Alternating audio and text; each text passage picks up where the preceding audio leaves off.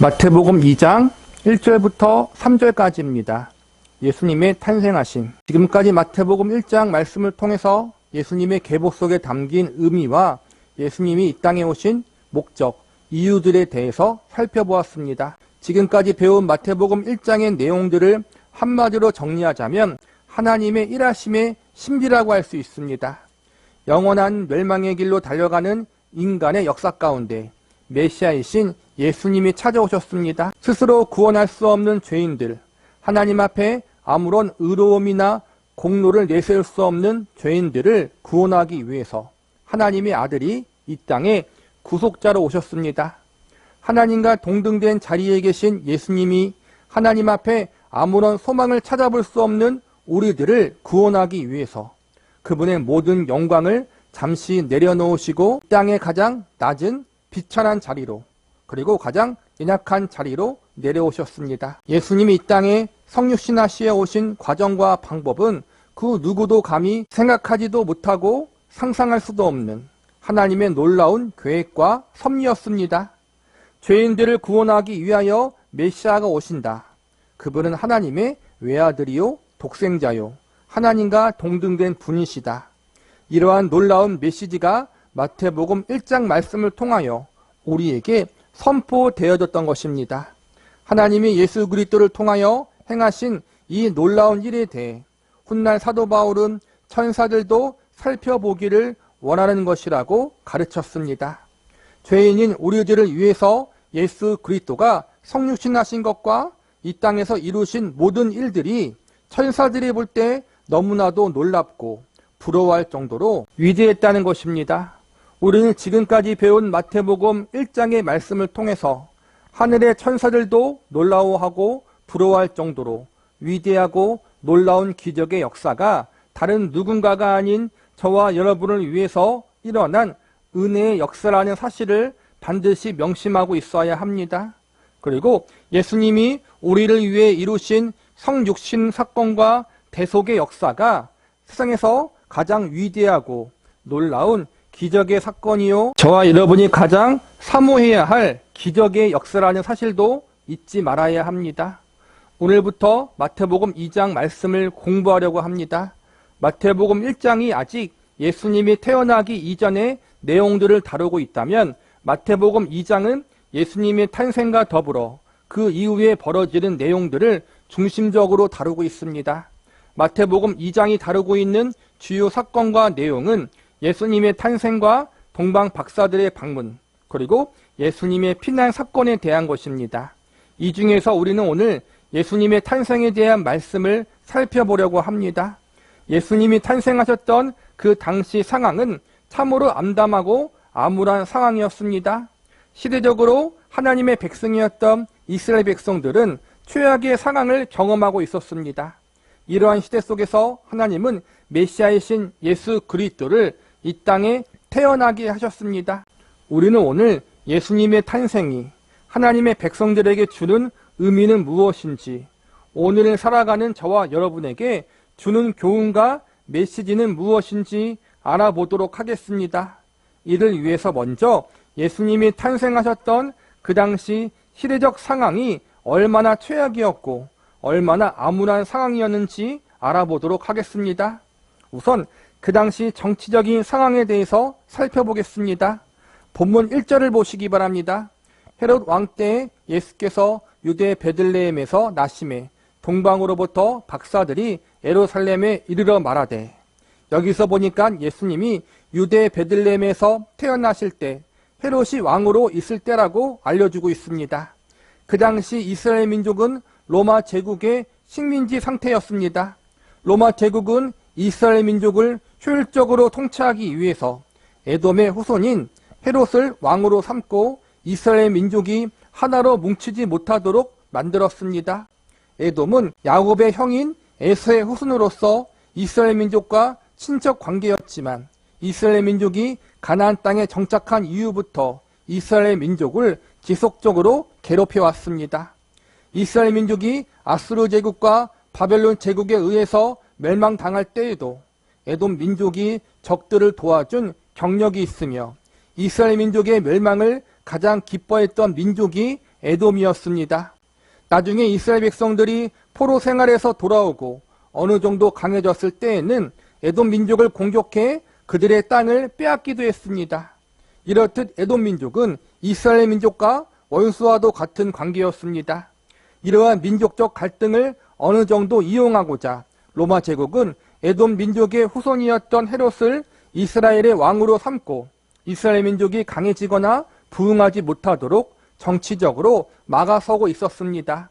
이스라엘 백성들 편에서 볼 때 이방 민족이자 그들의 원수인 에돔의 후손이 자신들을 통치하는 왕이 되었으니 얼마나 자존심이 상하고 기분이 나빴겠습니까?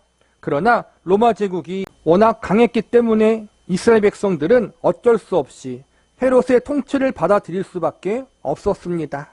자신의 조국이 주권을 잃어버린 채 이방 나라의 식민지 상태에 있었고 자신들이 가장 싫어하는 에돔의 후손인 헤롯을 왕으로 섬기며 그의 강압적인 통치에 시달리며 살아야 했습니다.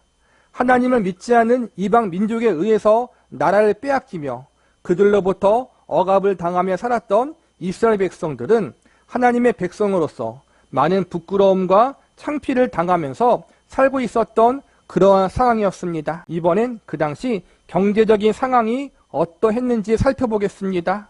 로마 제국의 식민지 통치 방식은 그 나라와 종족들의 문화, 종교를 최대한 있는 그대로 허용해 주는 것입니다. 최대한 식민지에 속한 지역의 자율성을 허락해 주며 나름 관용을 베풀어 주었습니다.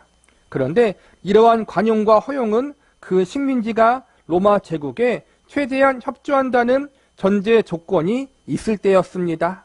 로마 제국에 최대한 잘 협조하는 일에는 세금을 잘 내는 것이 포함되어 있습니다. 로마 제국은 식민지로부터 세금을 거둘 때 직접 걷기보다는 헤롯 왕같이 그들이 세운 현지 지도자들을 이용해서 간접적으로 걷도록 했습니다. 로마 제국으로부터 권력을 위임받은 헤롯 왕은 자신의 왕위를 유지하고 로마에 잘 보이기 위해서 원래 바쳐야 하는 세금에 더해 많은 양의 뇌물도 함께 바쳤습니다. 그래서 이 모든 것을 부족함 없이 채우기 위해 원래 거둬야 하는 세금보다 더 많은 세금을 거뒀습니다. 예를 들면 로마 제국에는 5%의 세금만 거둬주면 되는데 헤롯 왕은 10%의 세금을 거둬 절반은 로마 제국에 헌납하고 나머지 절반은 로마의 고위 관리들에게 뇌물로 바치고 자신이 가져가는 것입니다. 더욱 문제는 일반 지역 관리들 역시 이러한 일을 따라했다는 것입니다. 쉽게 이야기하자면 원래는 5%의 세금만 내면 되는데 중간에 이리저리 빼먹고 훔쳐먹어 나중에는 20%가 넘는 세금, 원래의 세금보다 몇 배나 많은 금액을 백성들에게 착취했다는 것입니다. 그래서 많은 백성들이 왕을 비롯해 관리들의 부패와 부정으로 인해 과도한 세금을 착취당했고 경제적으로 많은 어려움을 겪었습니다. 더욱이 그 당시 이스라엘 민족은 잘 사는 민족이 아니었습니다. 나라의 관리들을 비롯해 사회 전반적으로 부패가 만연해 있었기 때문에 경제가 잘 돌아가지 않고 있었습니다. 즉 일을 하고 싶어도 일할 수 있는 일자리가 부족했고 먹고 살아가기 위한 경제 활동을 하지도 못하는 경우들이 많았다는 것입니다. 과도한 세금 착취와 경제 활동의 어려움으로 인해 많은 서민들이 빚을 지게 되었고 이로 인해 집과 땅과 재산을 모두 빼앗기고 자신과 가족이 노예로 팔려나가는 일도 비일비재 발생하고 있었습니다. 이처럼 예수님이 태어나실 그 당시 이스라엘 민족의 경제적 상황은 참으로 어려운 상황이었고 대부분의 백성들이 고통받고 있었던 그러한 상황이었습니다. 마지막으로 그 당시 종교적인 상황이 어떠했는지 살펴보겠습니다. 이렇게 이스라엘 나라 안에 정치적, 경제적으로 어지럽고 힘든 상황이었다면 백성들에게 있어서 가장 위로가 되어주고 그들에게 희망이 되어줘야 할 영역은 종교입니다. 이스라엘 백성들은 유일신 하나님 여호와만 섬기는 민족이었습니다. 나라의 주권을 빼앗기고 나라의 지도자들이 부패하며 백성들을 고통스럽게 만들고 있었지만 그럼에도 불구하고 종교 지도자들이 하나님이 세우신 제사장들이 올바르게 서 있다면 백성들은 큰 위로와 격려를 얻었을 것입니다. 그런데 안타깝게도 그 당시에는 종교적 상황 역시 좋지 못했습니다. 3절과 4절 말씀을 보시기 바랍니다. 헤롯 왕과 온 예루살렘이 듣고 소동한시라. 왕이 모든 대제사장과 백성의 서기관들을 모아 그리스도가 어디서 나겠느냐 물으니. 2절에 보면 동방에서 온 박사들이 메시아를 찾는 내용이 나오고 3절에서는 헤롯과 예루살렘에 소동이 나는 장면이 나옵니다. 동방 박사들에 대한 내용과 헤롯 왕의 소동에 대한 부분은 나머지 2장 말씀을 공부하면서 추후에 좀 더 자세하게 다루도록 하겠습니다. 우선 그 당시 종교적 상황이 어땠는지에 대해서 설명해 드리겠습니다. 4절 말씀에 보면 왕이 모든 대제사장과 백성과 서기관들을 모았다고 나와 있습니다. 원래 하나님 말씀에 의하면 대제사장의 숫자는 언제나 한 명이어야 합니다. 오직 레위 지파의 아론의 자손 중에서 한 명만 대제사장이 될 수 있고 현직 대제사장이 죽음을 맞이하게 되면 그때야 비로소 대제사장의 후손이 그 자리와 주의를 이어받게 되어 있습니다. 그런데 여기서 4절에서는 대제사장이 여러 명 있는 것처럼 나와 있습니다. 이는 그 당시 헤롯 왕을 비롯해 정치 지도자들이 자신들의 마음대로 대제사장을 비롯해 종교 지도자들을 뽑았다는 것을 보여주고 있는 사례라고 할 수 있습니다. 하나님의 방법과 절차대로 하나님이 정하신 사람이 대제사장과 일반 제사장으로 세워져야 하는데 정치 지도자들이 자신들의 임의대로 종교 지도자들을 세웠던 것입니다. 정치 지도자들의 입김에 의해서 종교 지도자들이 세워졌기 때문에 종교 지도자들은 언제나 정치 지도자들의 입맛에 맞게 행동했고 정치 지도자들의 환심을 사기 위해서 뇌물을 바치는 일을 아무렇지 않게 했습니다.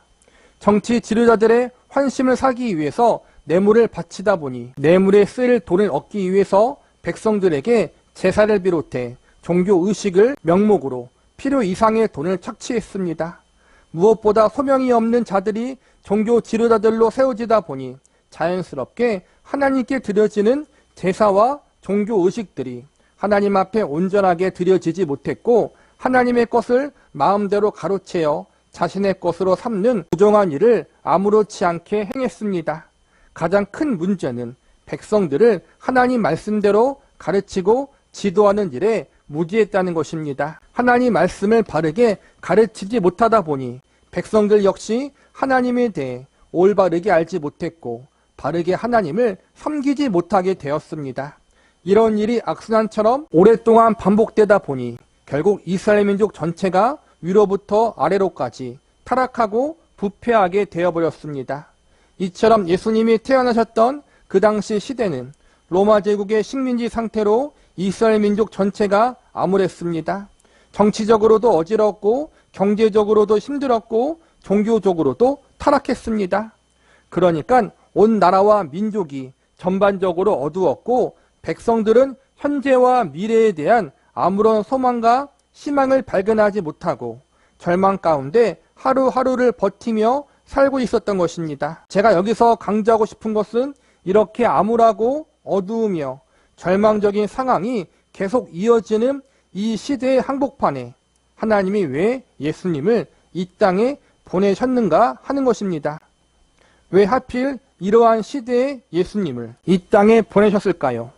이스라엘 백성들이 조금 더 잘 나갔을 때, 조금 더 강하고 형통했을 때 예수님을 보내지 않으시고 왜 이러한 최악의 상황이었을 때 예수님이 초림하여 이 땅에 오게 하셨을까요? 물론 그 정확한 이유를 제가 온전히 다 알 수는 없습니다. 예수님의 초림에 관한 부분, 그분의 성육신에 대한 시기와 때는 오로지 하나님의 주권에 달린 문제이기 때문에 제가 이 문제에 대한 정확한 모든 것을 다 알 수도 없고 성경 역시 그 이유를 우리에게 온전히 설명해 주고 있지 않습니다. 그러나 우리가 알 수 있는 중요한 사실 중 하나는 이러한 암울한 시대 상황 속에서 예수님이 오심으로 예수님만이 진정한 소망이고 그분만이 참되고 유일한 구원자라는 사실을 모든 이들에게 알려주셨다는 것입니다.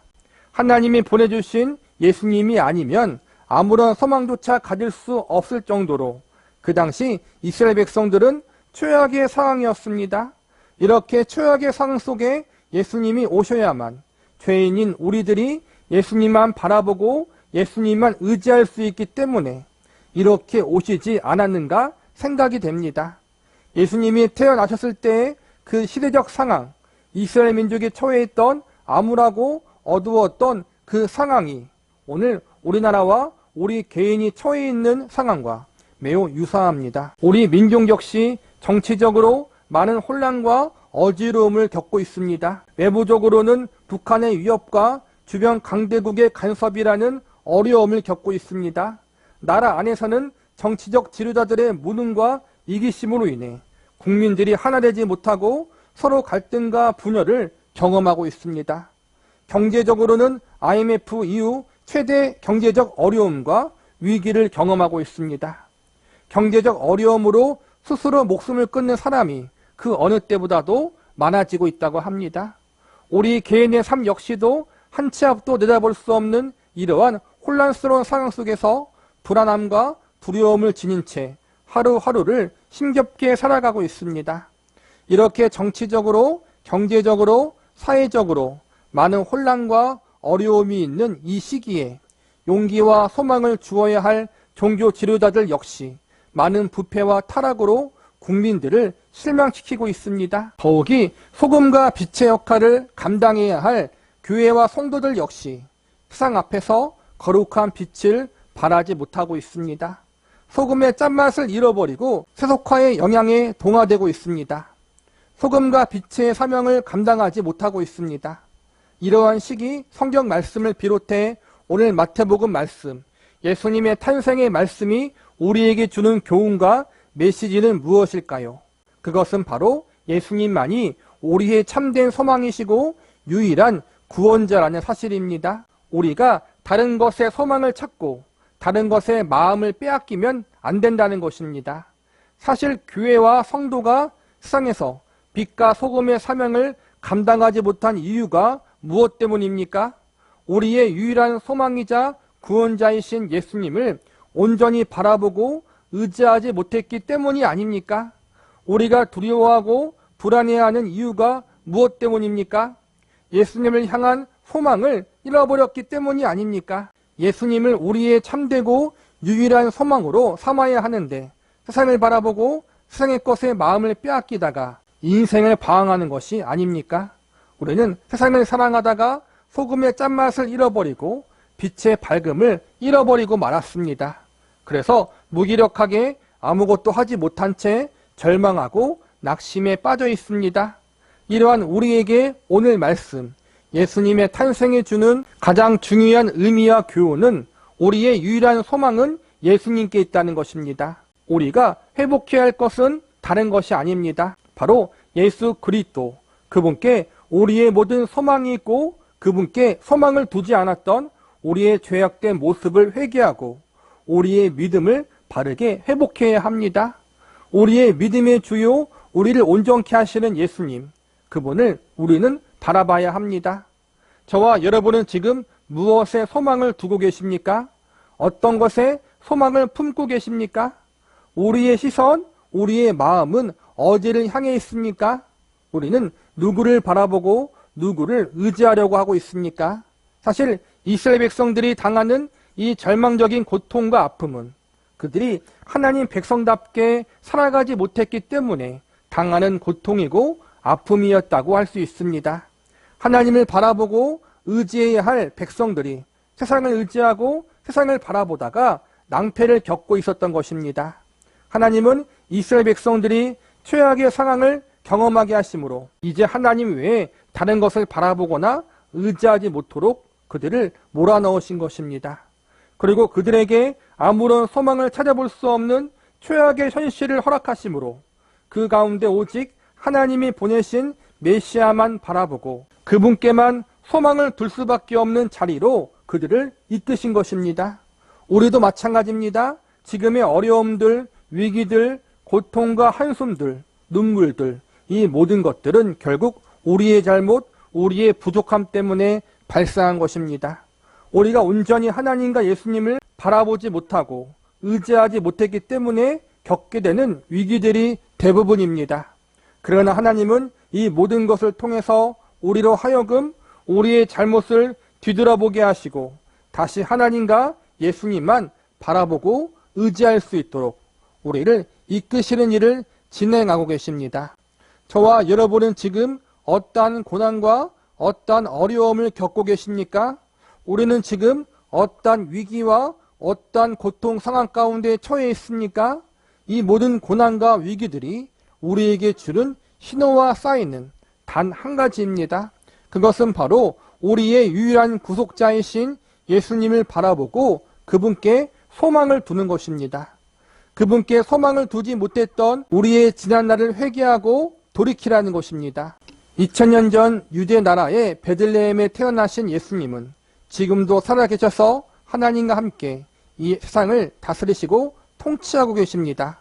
그리고 그 예수님은 우리들과 함께 하시고 우리들의 인생과 삶을 주관하고 계십니다.